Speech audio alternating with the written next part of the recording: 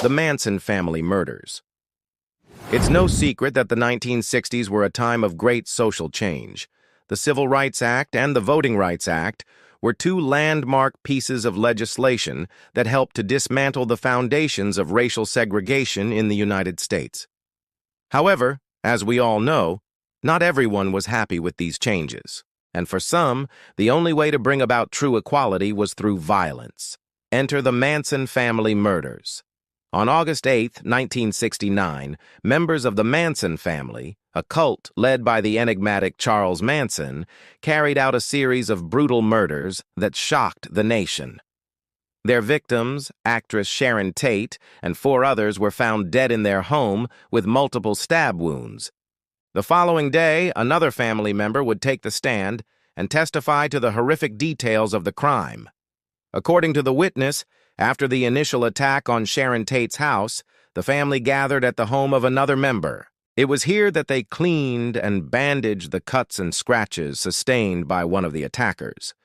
As the night wore on, the group discussed the murders, with one family member claiming that he had killed more than 20 people in his life.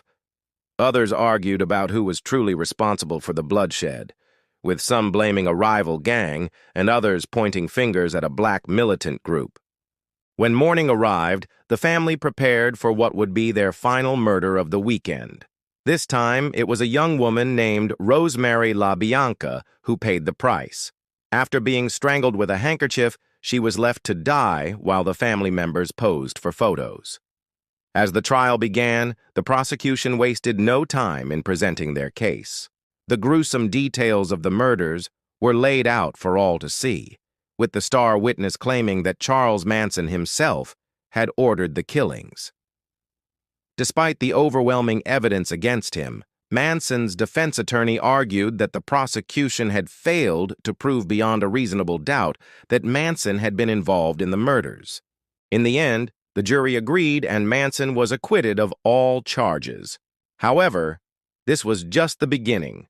In the years that followed, Manson would become known as the most evil man in America. His crimes would inspire countless copycats, and his name would become synonymous with evil. Now it's your turn. What do you think? Was Charles Manson really the most evil man in America? Thanks for watching. Hit that like and subscribe button.